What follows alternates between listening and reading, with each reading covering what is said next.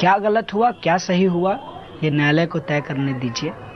जो लोग आज कहते हैं कि छात्र संघ के अध्यक्ष के नाते आपने कुछ कोशिश की कि जब इस तरह के अगर कहीं नारे लगे, जैसा कि वीडियो सामने आया, जो कुछ वीडियो जो सामने आए, तो जेएनयू छात्र संघ के अध्यक्ष के नाते क्या आपने अपनी ओर से कोई जिम्मेदारी आपकी बनती थी कुछ कोशिश करने की जो आपने की? मैम, आप एक रिपोर्टर के बतौर अगर ये सवाल पूछ रहे हैं तो मैं एक स्टूडेंट के बतौर आपको ये जवाब दे सकता हूँ, लेकिन मुझे ऐसा लग रहा है कि आप एक इन्वेस्टिगेटर के बतौर सवाल पूछ रहे हैं, तो मैं जो है कि एक्यूज्ड की तरह फिर आपको जवाब दूंगा। नहीं, इन्वेस्टिगेटर की तरह नहीं, मैं आपसे छात्र संघ के अध्यक्ष के नाते ही बात कर रही हूँ। मैं यही कहना चाहता हूँ, इस नाते जानना चाह रही हूँ कि जब आप मुझे छात्र संघ का अध्यक्ष कह रहे हैं तो मैं जेएनयू के छात्र संघ का अध्यक्ष हूँ, मैं दिल्ली यूनिवर्सिटी के छात्र संघ का अध्यक्ष नहीं हूँ।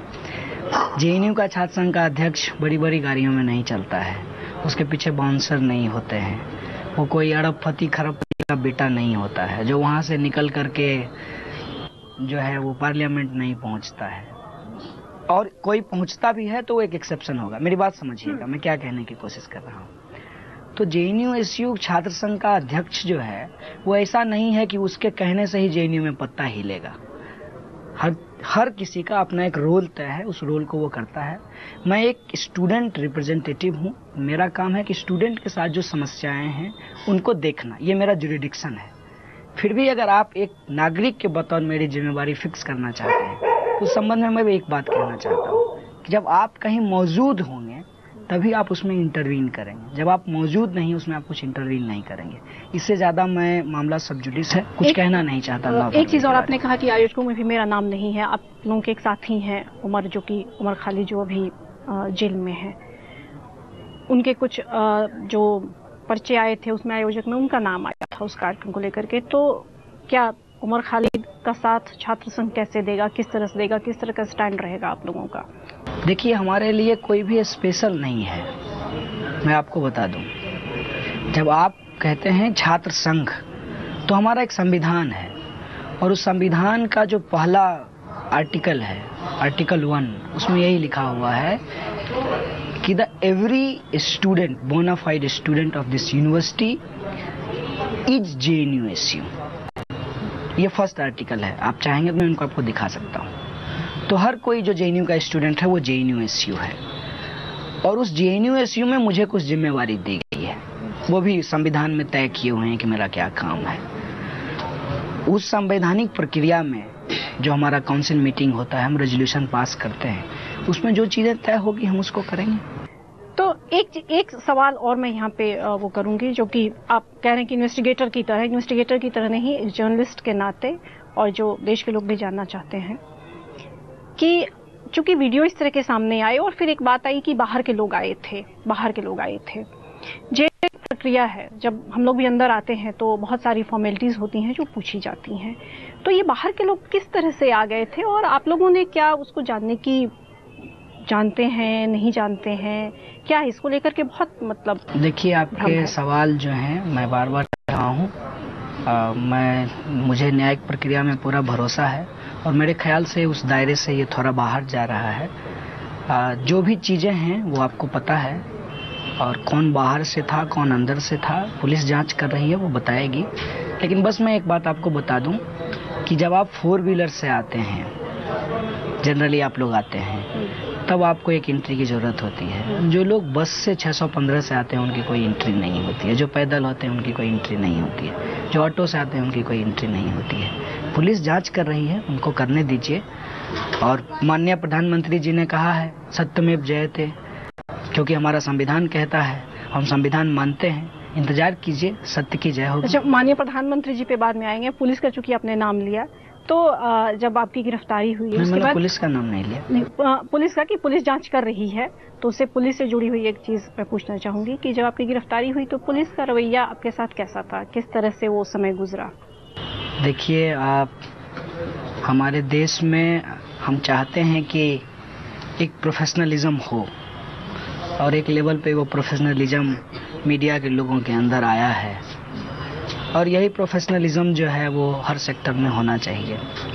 मुझे लगता है कि दिल्ली पुलिस के अंदर भी वो है, तो जिसका जो प्रोफेशन है उसके हिसाब से वो व्यवहार करता है। उसके बाद आप पटियाला हाउस कोर्ट में आपकी पेशी हुई, उसका हमने एक वीडियो भी आया था जो आपने चीजें बताई थी। क्या हुआ था वहां पर, किस तरह का हुआ था, और उस समय क्या आपको लगा कि जो सुरक्षा वगैरह है सब वो है और मैं शायद बच नहीं पाऊंगा टाइप का कुछ? देखिए, पटियाला हाउस कोर्ट में जो हुआ उसके बारे में मैं सिर्फ एक बात कहूँगा। जो लोग न्याय की, संविधान की, सुप्रीम कोर्ट की बात कर रहे थे, उन्होंने इन तमाम इंस्टीट्यूशंस को धता बताते हुए, उसका मजाक उड़ाते हुए कानून व्यवस्था को बहुत पीछे धकेलने की कोशिश की। पिटाई की गई आपकी वहां पर? ये बात तो पब्लिक है, इस बात पे क्या कहना है। और वो लोग जिनको लगता है कि उनके सोच के अलावे इस देश में कोई सोच नहीं होना चाहिए, अपने हिसाब से उनके मुताबिक जो देशभक्ति है वो कर रहे थे। जब आप जेल में थे तो कैसे वक्त कैसे गुजरा वहां पर, क्या करते थे? ऑब्वियसली मैं एक स्टूडेंट हूँ, तो पढ़ना जो है वो ज्यादा वक्त में पढ़ने में बिताता था। क्या किताबें ले गए थे? मैं कोई किताब ले नहीं गया था। वहाँ एक लाइब्रेरी है जो इनमेट्स को, कैदियों को किताब उपलब्ध कराती है। सुरक्षा कारणों से मुझे बिल्कुल अलग रखा गया था, तो किसी कैदी से बातचीत नहीं होती थी मेरी, तो किताब ही एक मेरा सहारा था। तो पहले मैंने अपने चॉइस की किताब जो है उनको भेजी। कौन सी किताब? मसलन हमारे एक प्रोफेसर थे, प्रोफेसर तुलसीराम, उनकी 2 किताब है, मुर्दहिया और मणिकर्णिका। हमने कहा कि वो किताबें आ जाए हमारे पास, और बड़े दिनों से इच्छा थी कि बाबा साहब का जो कलेक्टेड वॉल्यूम है उसको पढ़ें, लेकिन इस तरह की किताबें वहाँ उपलब्ध नहीं थी। फिर हिंदी उपन्यास प्रेमचंद का, उनका जो है संकलित कहानियाँ वो मिली, फिर उसको पढ़ता था। अखबार रोज जो है, वो जो वार्ड में जो अखबार आता था, सब लोगों के पढ़ने के बाद लोग मुझे ला करके दे देते थे, तो मैं उसको पढ़ करके अपना वक्त। उसमें अपने बारे में ही खबर पढ़ते थे या बाकी भी सारी चीजें, क्योंकि आपकी खबरें काफी छप रही थी उस दौरान? देखिए, मैं अपने बारे में खबर कम पढ़ता था। मैं पूरी ईमानदारी से कहना चाहता हूँ, अगर मैं बिल्कुल स्वतंत्र होकर एक विद्यार्थी होने के नाते सेल्फ क्रिटिकल हूँ और आत्मालोचना कर रहा हूँ, सारे मीडिया के लोगों से नहीं, लेकिन कुछ लोगों को मैं आपके चैनल के माध्यम से जरूर कहना चाहूँगा कि मीडिया का काम है सच की पड़ताल करना, लेकिन मुझे इस पूरे मामले में शुरू के दिनों में मीडिया सच से काफ़ी दूर दिखता था, इसलिए मैं अखबार नहीं पढ़ता था, क्योंकि सच तो मुझे पता था। जैसे ये मीडिया कह रहे हैं तो क्या सभी लोग उसमें आपको पूरी मीडिया से ऐसा? नहीं, मेरे हिसाब से मीडिया को कभी भी एक मोनोलिथिक स्ट्रक्चर के फॉर्म में नहीं देखना चाहिए। उसके अंदर जो एक मीडिया हाउस में भी एक जो है हायरार्की होती है, स्ट्रिंगर, जर्नलिस्ट, बड़े रिपोर्टर, हेड रिपोर्टर, एडिटर, एक हायरार्की होती है। इसके अलावा अलग अलग मीडिया हाउस के अलग अलग इंटरेस्ट होते हैं, उनका एक पॉलिटिकल रिलेशनशिप होता है। लेकिन शुरू में एक भ्रम की स्थिति लगभग थी। जब पटियाला हाउस कोर्ट की घटना घटी, उसके बाद चीज़ें बाहर आनी शुरू हुई और वो संतोषजनक, आशापरक था। थोड़ा वक्त लगा, लेकिन मुझे लगता है कि इस देश को बचाने की लड़ाई में अंततः एक बड़ा हिस्सा जो है वो उठ खड़ा हुआ। मीडिया का भी एक बड़ा हिस्सा उठ खड़ा हुआ। मैं उन तमाम लोगों को धन्यवाद देना चाहूँगा। आपने प्रधानमंत्री मोदी की बात की, सत्यमेव जयते की बात की। आपके भाषण में भी सीधा आपने देखा कि प्रधानमंत्री के ऊपर कई सवाल आपने उठाए। कन्हैया कुमार को नाराजगी क्यों है और किस चीज से है? पार्टी से है, सरकार से है, सिस्टम से है, किससे है? देखिए, बड़ा सीधा सवाल है और मेरा इसका सीधा जवाब है कि प्रधानमंत्री नरेंद्र मोदी जी, उनसे मेरा कोई व्यक्तिगत मतभेद नहीं है। एक वैचारिक मतभेद है, वो सिर्फ प्रधानमंत्री मोदी जी से नहीं है, वो जिस संगठन से हैं उनके साथ है, ये एक बात है। लेकिन अभी अगर मैं उनकी आलोचना करता हूं तो बतौर प्रधानमंत्री करता हूं। उनकी जगह पे कोई और प्रधानमंत्री होता, अगर वो भी हम विद्यार्थी के साथ यही व्यवहार कर रहा होता तो हम उनकी भी आलोचना करते। अभी देखिए, यह जो केंद्र की सरकार है, इसने उच्च शिक्षा में 17% बजट को कट किया है। इसका सीधा सीधा असर जेएनयू के ऊपर दिख रहा है। सिर्फ जेएनयू पे नहीं दिख रहा है, पूरे देश के अंदर जो उच्च शिक्षा है उस पर दिख रहा है। हमारा फेलोशिप बंद कर दिया गया है।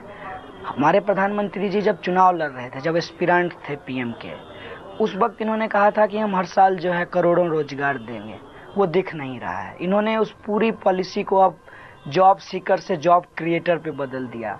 हम आपको जॉब क्रिएटर समझ करके आपको देश का प्रधानमंत्री बनाए, अब आप हमको कह रहे हैं जॉब क्रिएटर बनने के लिए, तो आप इस्तीफा दे दीजिए, हम प्रधानमंत्री बन जाते हैं।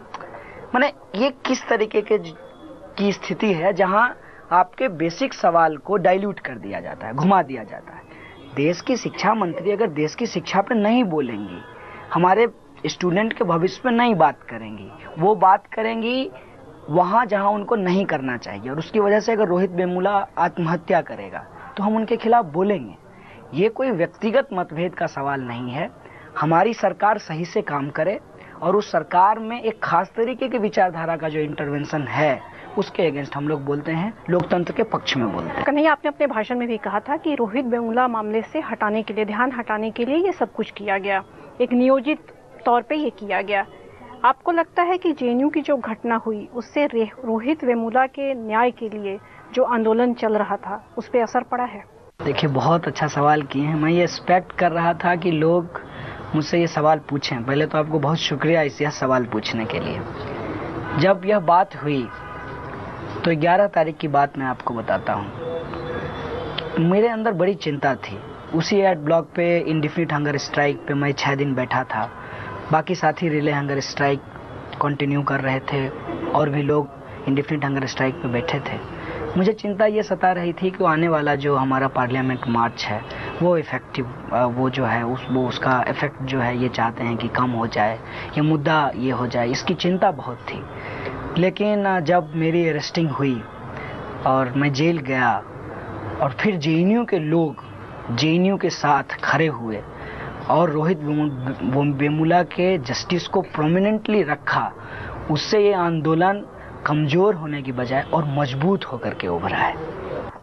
कन्हैया, जब आप बात कर रहे हैं, जवाब दे रहे हैं, तो बिल्कुल अब छात्र संघ के अध्यक्ष हैं, आप बोल भी रहे थे कि मैं तो छात्र संघ अध्यक्ष हूँ, लेकिन एक पॉलिटिकल जो चीजें हैं वो सामने आ रही हैं। तो कन्हैया कुमार का आगे का क्या प्लान है, पीएचडी से पॉलिटिक्स? देखिए, मैं आपको बिल्कुल स्पष्ट कर देना चाहता हूँ कि मैं विद्यार्थी हूँ, पढ़ना मेरा काम है, और पढ़ने के दौरान ही मुझे ये पता चलता है कि देश और समाज में कुछ गड़बड़ी है। इसीलिए देश में आज़ादी मांगते हैं, देश से आज़ादी नहीं मांगते। तो उस आज़ादी के लिए लड़ने की बात करते हैं। हम कहते हैं पढ़ो और पढ़ करके समाज को बदलने के लिए लड़ो। तो अभी तो हम अपने आप को वहीं सिमट कर देखते हैं, आगे क्या होगा वो आने वाली परिस्थितियां तय करेंगी। अभी आगे का कोई प्लान नहीं है मेरे पास। पश्चिम बंगाल के चुनाव का ऐलान हो गया है, बिहार में भी आप कैंपेन करने गए थे पार्टी के लिए बेगूसराय में, तो पश्चिम बंगाल भी जाने का? देखिए, मैं बिहार में कैंपेन करने के लिए पूरे बिहार में नहीं गया था, मैं बिल्कुल स्पष्ट कर दूं। मैं अपनी कॉन्स्टिट्यूएंसी में गया था, क्योंकि मेरी कॉन्स्टिट्यूएंसी में जो कैंडिडेट खड़े थे सीपीआई की तरफ से, वो इतने ईमानदार, इतने अच्छे कैंडिडेट थे। मैं व्यक्तिगत तौर पे जो है उनके समर्थन में गया था। कोई जो है जेएनयू एसयू की तरफ से टीम बनाकर नहीं गया था, मैं अपने इंडिविजुअल कैपेसिटी से गया था। रही बात बंगाल चुनाव, उत्तर प्रदेश चुनाव, पंजाब चुनाव, मुझे लगता है कि मुझे जेएनयू के स्टूडेंट ने वोट दे करके अपना प्रतिनिधि चुना है। यहाँ की काउंसिल जो फैसला करेगी, जो मैंडेट देगी, अगर वो कहेगी कि आप बंगाल जाइए तो बंगाल क्या, हम पंजाब भी जाएंगे, लेकिन हम काउंसिल के हिसाब से। एक आखिरी मुद्दा, बोलने की आजादी की बात होती है, अभिव्यक्ति की स्वतंत्रता की बात होती है। आपने उसके लिए मुद्दे उठाए, आज भी उठा रहे हैं। सबका होता है, दूसरे पक्ष का भी होता है, तो उसकी अभिव्यक्ति की आजादी पर क्यों रोक लगाने की कोशिश आप लोग करते हैं? क्योंकि बीच में इस तरह की खबरें आई थी कि रामदेव आना चाहते थे तो यहाँ पे विरोध हो गया। नहीं, मैं इस पे आपको बिल्कुल स्पष्ट कर देना चाहता हूँ। अभिव्यक्ति की आजादी तो सबकी होती है ना। मैं बिल्कुल स्पष्ट कर देना चाहता हूँ, जेएनयू में कभी भी किसी को आने से नहीं रोका जाता है। ये बात अगर बाहर गई है तो जेएनयू के बारे में गलत गया है, और मेरा मत एज ए कन्हैया एक हो सकता है, लेकिन जब मैं जेएनयू एसयू की बात करता हूँ उसका एक प्रोसीजर है। और मैं आपको बता दूं, जेएनयू एसयू के काउंसिल की कोई मीटिंग नहीं हुई थी, और इस तरीके से वो नहीं हुआ था। वो खुद ही नहीं आना चाहते थे, ये पहले से पता चल गया था कि वो नहीं आ रहे थे। देखिए, मैं इस बात को अब झेला हूँ, मैंने झेला है 22 दिनों में, कि एक्चुअल क्या होता है, बाहर क्या जाता है, मैं उस फर्क को समझ सकता हूँ। आपके माध्यम से मैं आपके दर्शकों को, इस देश के वासियों को बताना चाहता हूँ कि सच्चाई वो नहीं है जो जिस तरह से दिखाई जाती है। जेएनयू एक लिबरल डेमोक्रेटिक कैंपस है जहां सबको बोलने की आज़ादी है, चाहे वो दक्षिणपंथी हो या वामपंथी हो या इन दोनों पंथों से जिसका कोई लेना देना नहीं हो। कन्हैया कुमार, एबीपी न्यूज से बात करने के लिए बहुत बहुत धन्यवाद। ये थे कन्हैया कुमार, जिनका ये कहना है कि जेएनयू में एक ऐसा माहौल है जहां पर बोलने की पूरी आज़ादी है और वहां पर किसी को भी बोलने से नहीं रोका जाता है। सच्चाई पर उनका यकीन है और उनका ये मानना है कि सच्चाई सामने आएगी और जो भी एक गलत तरीके का प्रचार किया गया है वो धुंध